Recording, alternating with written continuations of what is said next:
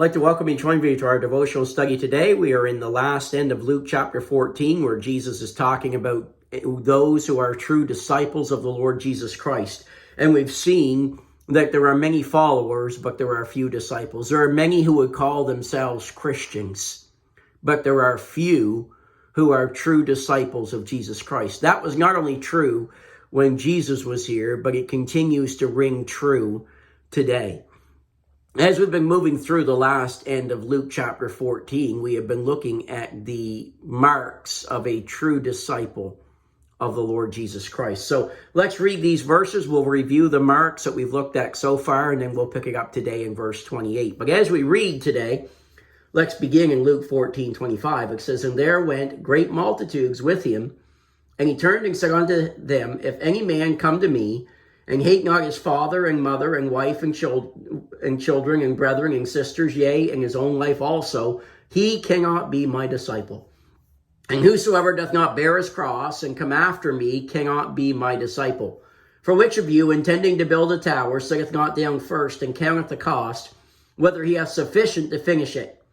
Lest happily, after he hath laid the foundation, and is not able to finish it, all that behold it begin to mock him, saying, This man began to build and was not able to finish. Or what king, going to make war against another king, sitteth not down first and consulteth whether he be able with 10,000 to meet him that cometh against him with 20,000? Or else, while the other is yet a great way off, he sendeth an ambassage and desireth conditions of peace. So likewise, whosoever he be of you, that forsaketh not all that he hath, he cannot be my disciple.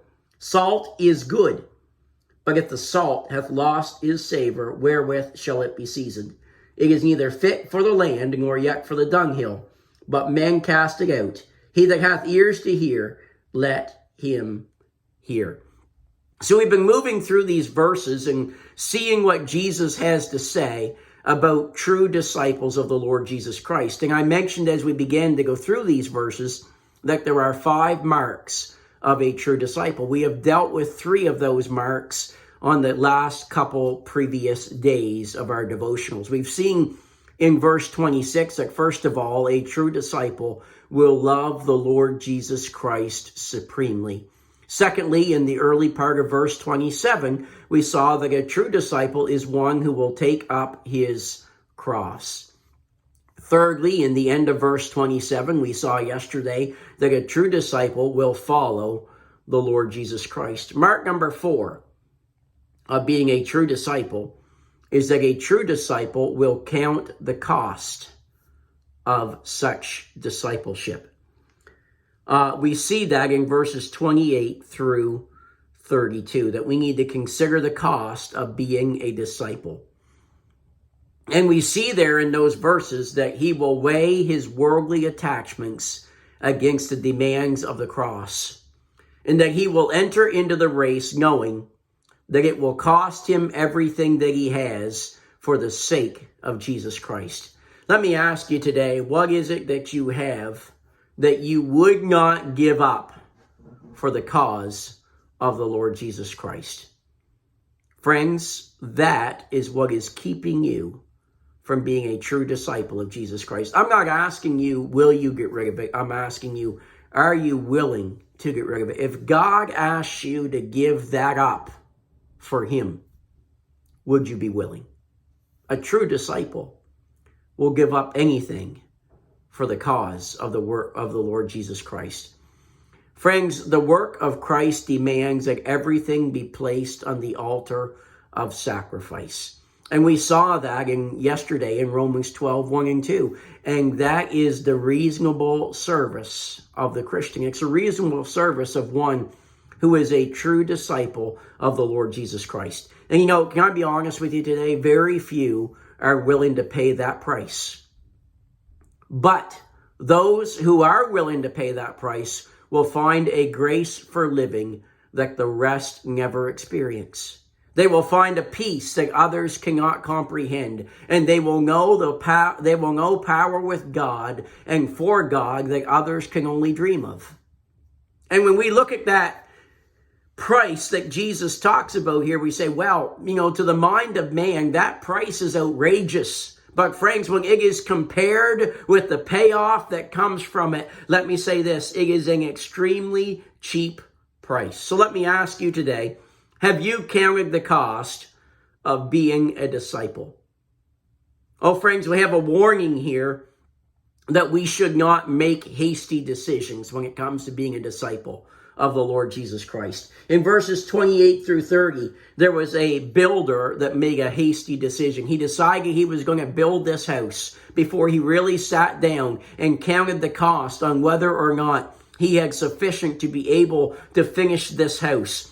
And the Bible challenges us here and says, don't make a hasty decision as this builder did before you count the cost of being a disciple. Don't make a hasty decision as this battler did in verses 31 and 32. It says, or what king going to make war against another king, sitteth not down first and consulteth whether he be able with 10,000 to meet him that cometh against him with 20,000, or else, while the other is yet a great way off, he sendeth an ambassage and desireth conditions of peace. He said, listen, a true battler, a true warrior, a true captain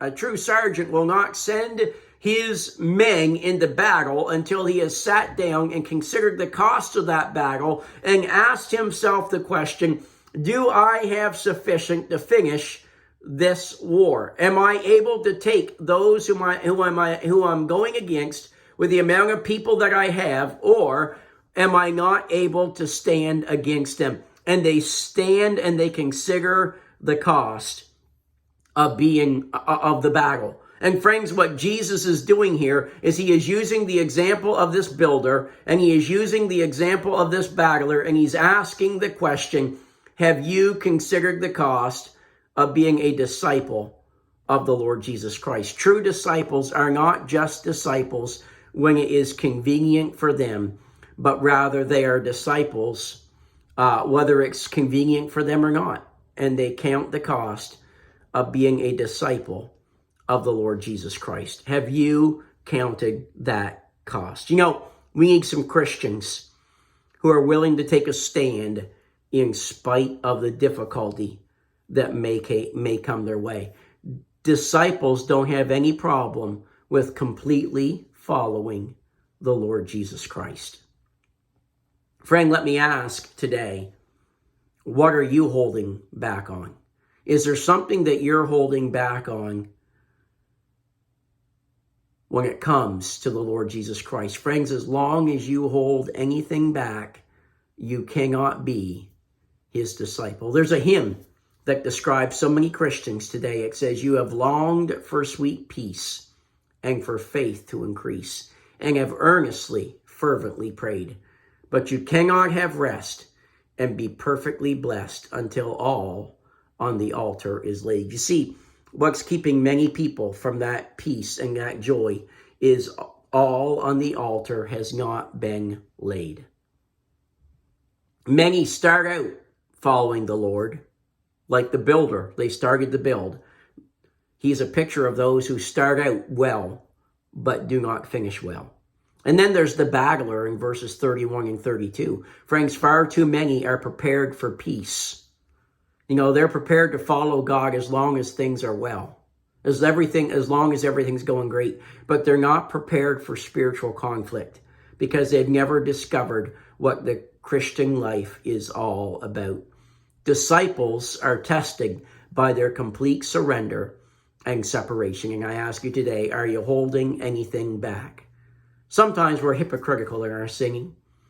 We'll sing, all to Jesus I surrender, all to him I freely give. I will ever love and trust him, in his presence daily live. When the truth of the matter is, we're singing I surrender all, but it's been a long time since you've surrendered anything. Let me ask you today, dear Christian, are you a disciple of Jesus Christ? Tomorrow we'll come back and we'll look at the last thing that Jesus says here about this true discipleship of Jesus Christ. May we truly be his disciples in our lives. Have a great day.